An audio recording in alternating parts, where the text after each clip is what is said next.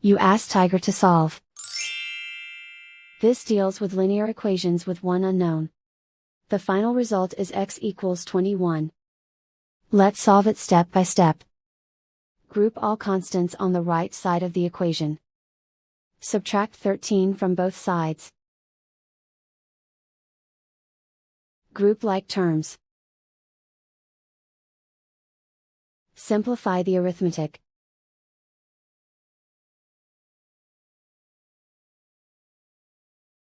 Convert the x into a positive number. Multiply both sides by -1.